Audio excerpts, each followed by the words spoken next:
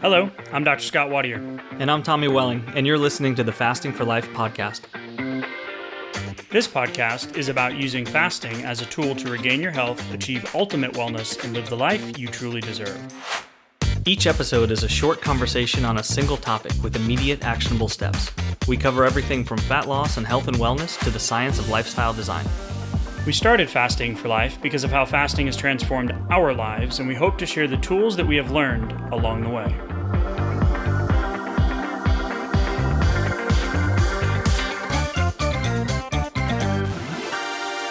Hey everyone, welcome to the Fasting for Life podcast. My name is Dr. Scott Wadier, and I'm here, as always, with my good friend and colleague, Tommy Welling. Good afternoon to you, sir. Hey, Scott, how are you? Doing fantastic, my friend. Today's conversation should be fun as we're going to talk about food, awkward silence, and most importantly, fasting. So welcome to the Fasting for Life podcast. If you're a new listener, excited to have you with us. If you want to learn a little bit more about Tommy and I, feel free to go back and listen to the first couple of episodes. But we ask you to give us a little grace. That was a couple years ago. We feel like we're getting better at this as we go, as the listenership expands, as more of you reach out to us and continue the conversation around the fasting lifestyle. We want to most importantly welcome you in. If you are new, and for the long-time listeners, as always, appreciate the shout-outs, appreciate the encouragement and you being on this journey with us. Please feel free to leave us a review. For the 5-star kind, that tells the podcast gods that we are doing something good, that we are providing value.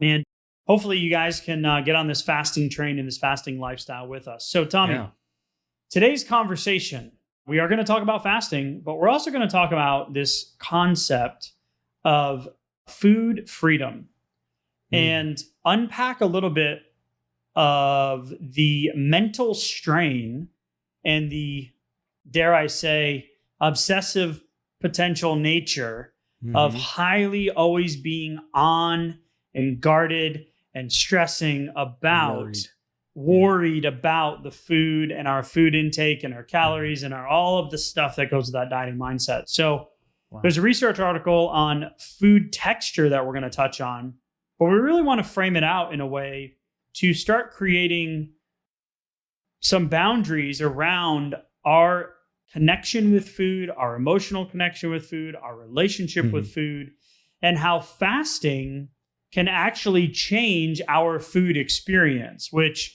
you and I have had some big personal experience with, but also have heard now through the 39, almost 4,000 people that we've taken through the challenges, that their relationship with food is dramatically changed in very specific ways.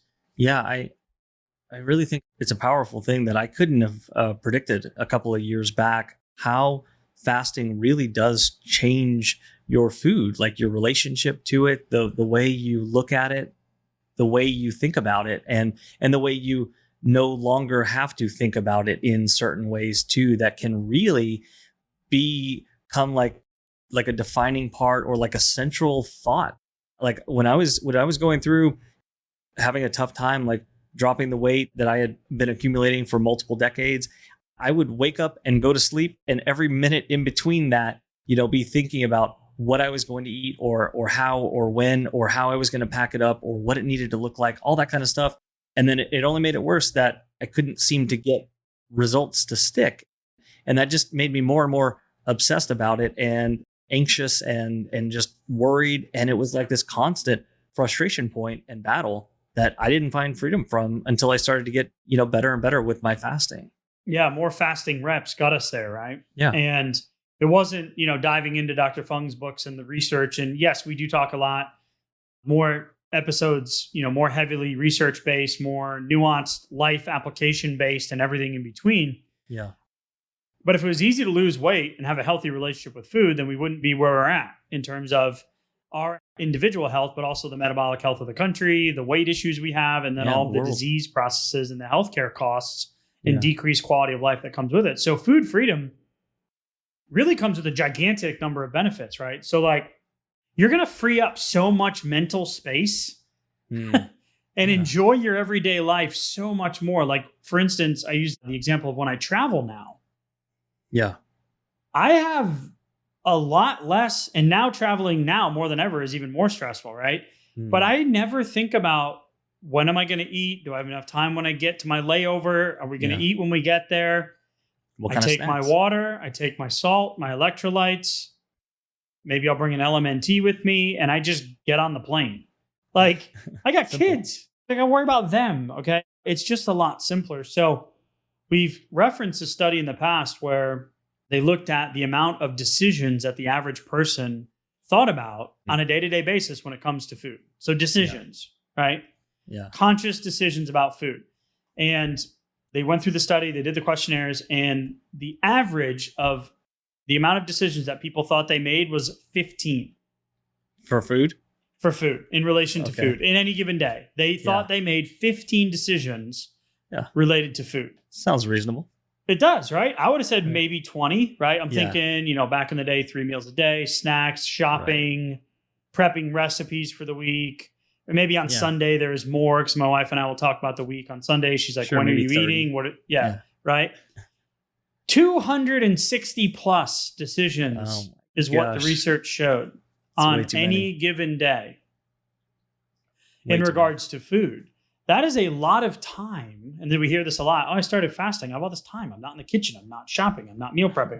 Right. So there is an absolute benefit to honing your fasting muscle and then experiencing over time how fasting changes your experience with food and changes your intention, changes your mindset. So I want to go into the research article, which we stumbled upon from Stronger by Science. And the research article itself was looking at the texture of food. So it was in the American Journal of Clinical Nutrition in July of 2022. So we're talking like right out the gates, right? Yeah. And it talks about texture-based differences in eating rate influence energy intake for minimally processed and ultra processed meals. Okay. That's a So mouthful. I see what you did there. Dad jokes. Terrible. Terrible. Sorry. That's all right. Just kidding. I liked it. I'm going to write that one down. So I'm going to tag this timestamp so we can pull that excerpt out. Right. That was really Yeah, good. absolutely. So the consumption of ultra processed foods, we've talked about this before. If you're going to be eating carbohydrates, make sure you're getting them from natural sources. Try to limit the restaurant, refined, processed, highly caloric, low satiety filled foods, right? Yeah.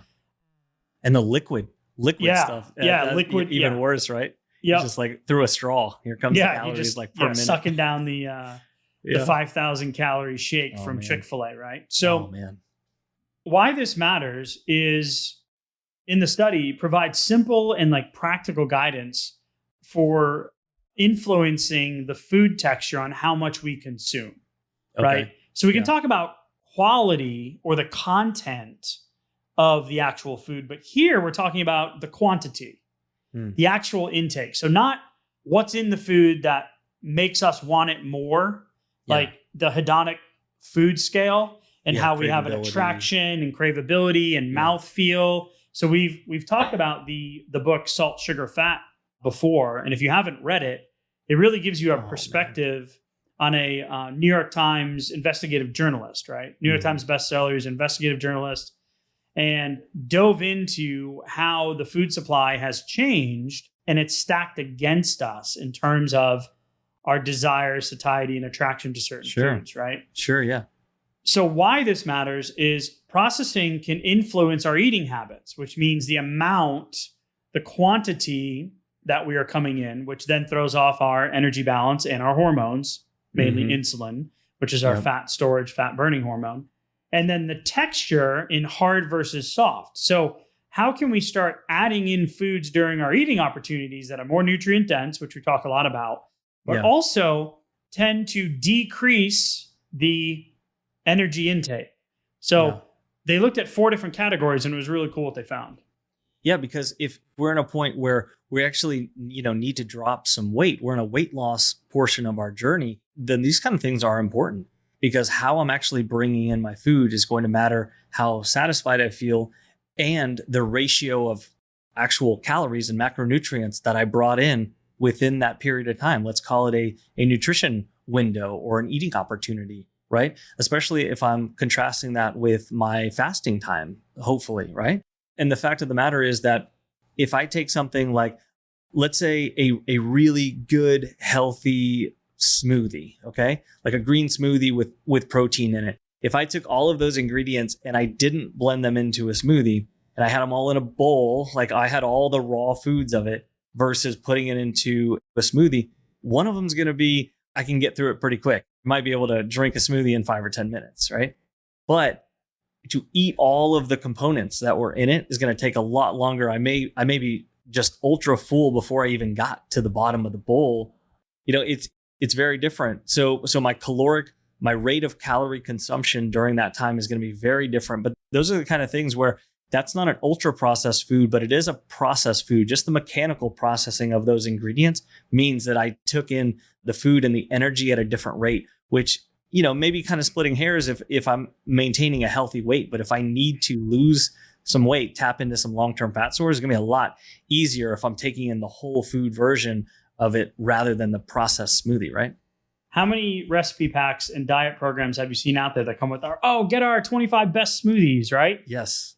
Keto coffee, bulletproof coffee. I mean, you can have 300, 400, 500 calories just in a bulletproof coffee, right? If you're not doing the exact measurements of tablespoon of butter, tablespoon of coconut oil, et cetera, et cetera. Yeah. So the study looked at 50 participants. They consumed 4 different ad libitum, means they could eat as much as they want within a 20-minute window, and they were instructed to eat until they were comfortably full.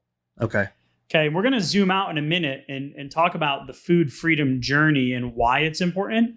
But there was a couple of very basic, straightforward, and intuitive results here, which was what you were just saying. The soft textured meals led to a significantly greater food intake. Sure. Yeah. Right? Then the hard textured meals, largely due to that faster rate of eating. So there's actually someone out there. He is a world-renowned Olympic powerlifter. He owns all of the records for raw categories. This guy, he's called the Vanilla Gorilla. And that's his IG handle, if I recall correctly. Yeah. And he makes chicken and steak shakes. Yum. He blends up chicken breasts into a shake form and puts them in those Chinese food plastic takeout containers, like the quart containers with the clear plastic lids, right? Yeah, for the soup. Yeah. For the soups, yeah.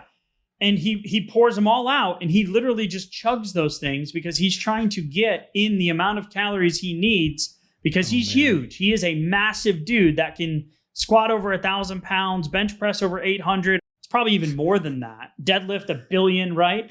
Right. He's a monster. So he needs that intake. So what does he do? Well, he streamlines the process because he would literally be eating all day.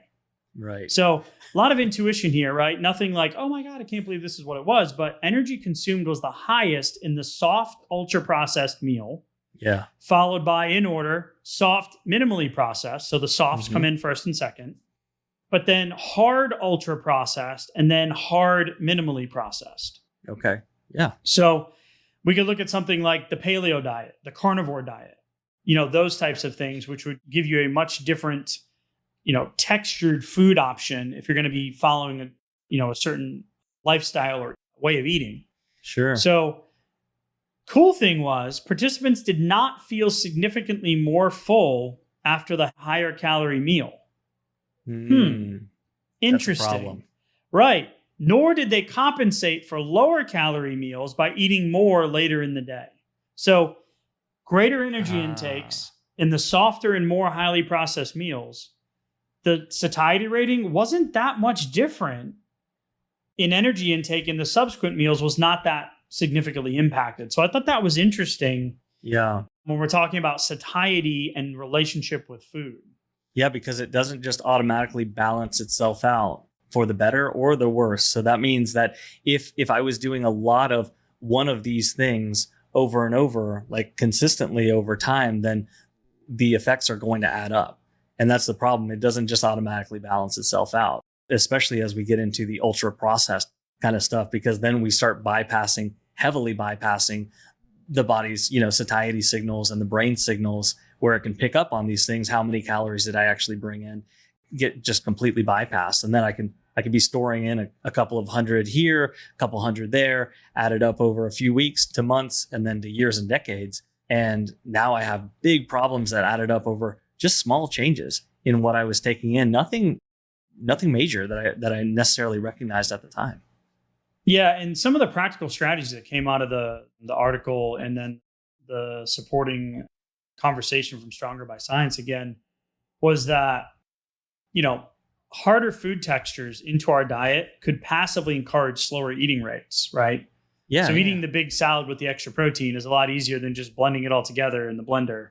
You know, your spinach and your protein and your strawberries and your banana and all that stuff. And just put it in hemp seeds that you sprinkle on your salad, just throw it in a blender, boom, gone, right? Yeah. So the harder food textures, putting them into the diet will encourage slower eating rates. And it doesn't really matter the nitty-gritty detail for me here, but the intentionality behind the mealtime, especially when you're fasting, which we're going to talk about here in a minute, is limiting the distractions, not zoning out in front of the TV or scrolling, taking your time to savor the flavor and the bites and the intentionality, slowing down. I'm speaking to myself right here, and not standing in the kitchen doing a billion things while mom's got the baby and the kids are eating and the dogs need to be fed and the kitchen had a bomb go off, right? Yeah. So slowing down and intentionally enjoying it, as well as structuring those meals with, you know, more protein, fiber, higher water content, lower energy density, and really focusing on removing those highly processed foods and adding in more of the unprocessed foods. Never mind the, you know, the hyper palatable, high caloric, dense, refined, processed type stuff. Yeah, because what I thought was cool, they cited that actually just a 20% change in the rate of your eating led to a 10 to 13% change in the number of calories that was coming in. So that means if I can slow things down just a little bit, a few more harder foods, a few less of those like really soft foods, like how much mashed potatoes could I eat, you know? How many calories can I bring in? Yeah, a bite of mashed potato versus a bite of steak. Are you kidding? Yeah. But just think about that over a whole meal or like half of your plate worth or even like a third of your plate. It's crazy the rate of calories that end up coming in versus how full I feel. Now, those mashed potatoes, those are going to catch up with me, but it's going to take much longer to kind of feel that feeling of satiety, right? And that's when the energy intake was lowest with harder texture, right? When it was combined with the minimally processed. So it's really a lot of intuitive, and not really like, oh my gosh, I can't believe this was the outcome of the study. Sure. But it's the intentionality behind it that matters. So when we talk about fasting and how fasting changes your relationship with food and why we want to focus on this food freedom is because how we ended up in the sick, diseased, overweight, diabetic, heart disease, on medications, worried about you know, following in your family's footsteps when it comes to health issues later in life and not having the quality of life you want and being immobile and in pain and all of those things, you know, we didn't end up in all of those positions by having a healthy long-term relationship with food. Now, I'm not talking about the genetic conditions and those types of things, but overall, we didn't end up 40, 50, 60 pounds overweight, chronically inflamed with diabetes, which is the path that I was on, undiagnosed blood sugar issues, right? We didn't end up there by having a healthy relationship with food. Sure. Now we can talk about stress and sleep and cravings and all that stuff. But the point is how do we create that food freedom, right? Well, we do that through fasting by putting intention into it. Because a lot of people will come to fasting for weight loss, right? Not the other health benefits. And they'll be like, oh, I'm doing a 16-hour window, but I thought I could just eat whatever I want. Yeah. Well, you might be able to, depending on your metabolic state and your, you know, how much you've been eating recently and have you had any weight loss and how's your hydration and how's your stress and, you know, how your hormones and all of that, right? You might be able to. And how much of that food are you eating? Right. When you are eating too. Right? You might be able to pull off a few pounds. You might be able to get the scale moving and feel a little bit different, but that's not really a sustainable weight loss strategy, right? Sure. So fasting is a weight loss tool used correctly will change your food experience.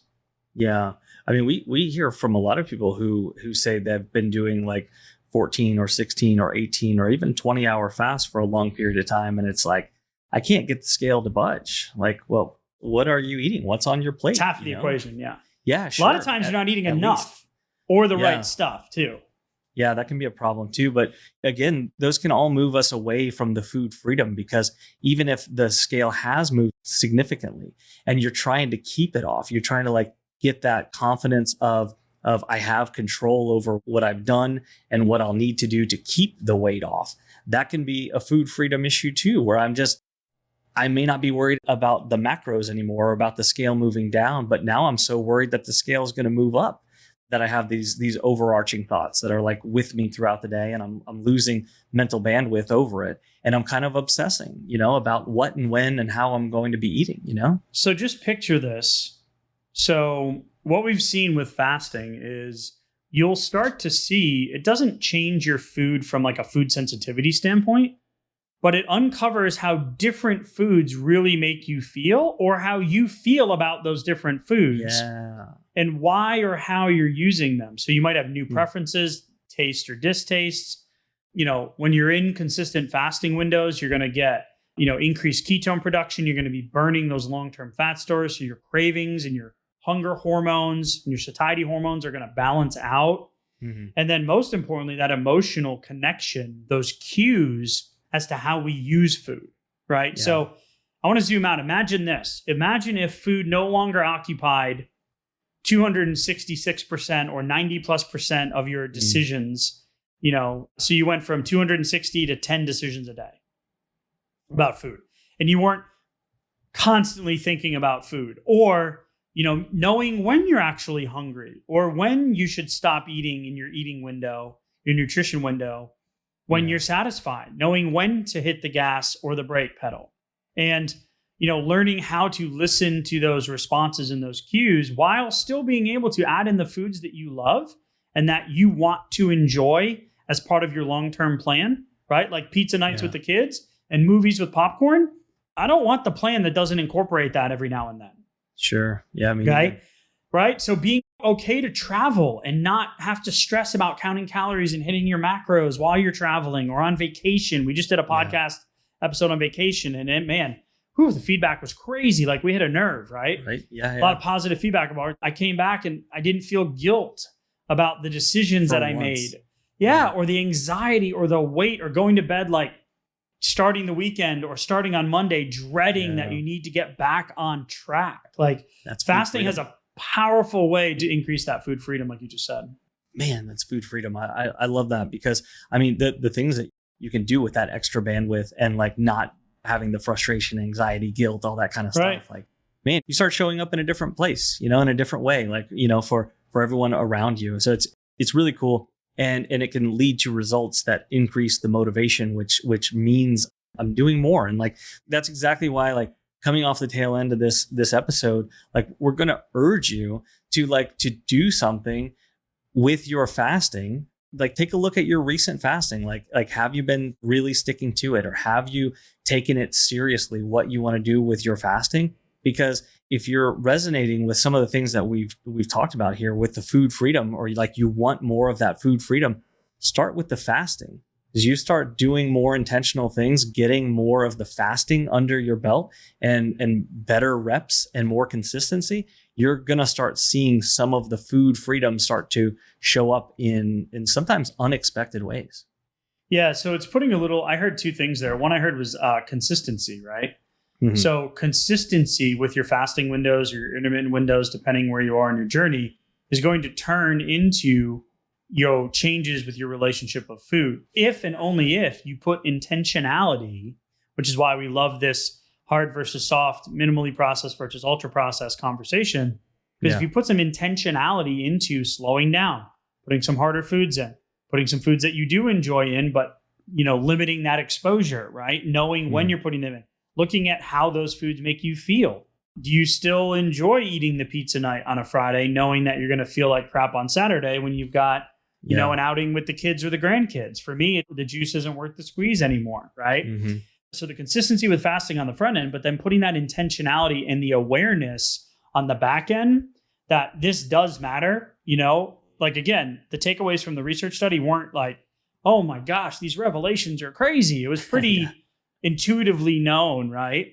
Sure. But using that as a tool to then stack the deck in your favor rather than being up against this convenient, on the go, make the decision in the moment, go to the restaurant without a plan, vacation and just go off the rails. That consistency on one end, but also that intentionality on the back end, I think is really key. Yeah, because sometimes living within that lack of food freedom can kind of make you operate as if like you're kind of repeating the same things over and over again. But I'll just fast longer. I'll just do a longer fast. I'll do a 3-day fast. I'll do a 3-day fast. Yeah, after the weekend. Well, guess what? You could just stop eating until you reached your goal weight. Ooh. It's been done. Yeah. Go on YouTube. Yeah. There's people that do 60, 70, 50, 30-day fasts, and they get to a point where they're like below the weight that they wanted to lose. And they're like, okay, well, now what? Right. Did you build food-related habits and lifestyle-related habits during a 30-day fast? Yeah. You probably built a lot of mental willpower versus discipline habits. Sure. Maybe you started walking, some lifestyle habits, but did your relationship with food change in those 30 days? Now your hormones balanced out, your blood work probably got better, you lost a bunch of weight, right? Yeah. But now what? Right. Man, I would think you would be food obsessed coming off the back end of it. Like, I don't know what Slowly, to eat, how to eat. Yeah.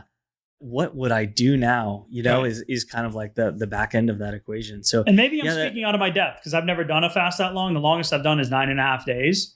Sure. But I also knew that, 3 or 4 days in, when my ketones were down and I was feeling kind of icky, I'm like, I'm not in ideal fat burning mode here. The scale stopped moving. I'm like, why am I doing this again? Is this long term? Right?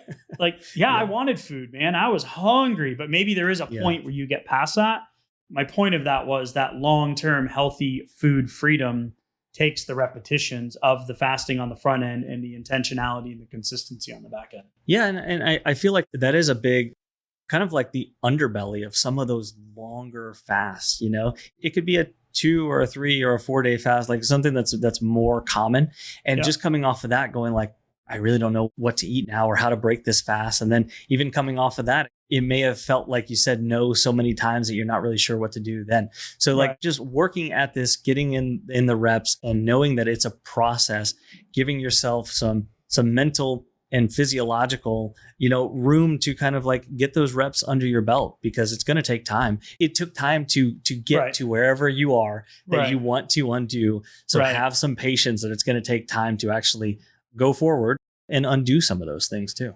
Yeah. And it was cool to see in this last challenge that we just came out of, like just the incredible like ahas, right? Especially around food. Like we do a whole day on this, right? So if you miss this last one, don't miss the next one. It's coming up end of October. But like the reality of why this topic, we were like, I think we should really talk about this from this light, because it is one of those things that it's a long-term journey, right? But you need the repetition. So if you need to get back on track or you're new to fasting, you head to the website, thefastingforlife.com. There is a resources tab. You can get the Fast Start Guide mini masterclass that comes with about 20 minutes of video, 6 short 3 or 4 minute videos to put 1 meal a day fasting into your intermittent fasting lifestyle. You can also join us in the Fasting for Life community group on Facebook. Go to the show notes, click the link. We'll also, if you go through there, you give us your email, we will not spam you, we promise. We will send you the mini masterclass in your email, as well as welcome you to the Fasting for Life family. It's an incredible group. Get your questions answered, post, encourage, and be in a place of like mind around other fellow fasters, Tommy. So as we wrap up today, incredible conversation, food freedom, how we get there, put a little intentionality into the foods that you're putting on your plate. Slow down, enjoy it, take a moment, be in the moment, and over time, with staying consistent with your fasting windows, you will be able to see some incredible results. So I love it. Tommy, as always, thank you for the conversation, sir, and we'll talk soon. Thank you. Bye. So you've heard today's episode, and you may be wondering, where do I start? Head on over to thefastingforlife.com and sign up for our newsletter, where you'll receive fasting tips and strategies to maximize results and fit fasting into your day-to-day life. While you're there, download your free Fast Start Guide to get started today. Don't forget to subscribe on iTunes, Spotify, or wherever you get your podcasts. Make sure to leave us a 5-star review, and we'll be back next week with another episode of Fasting for Life.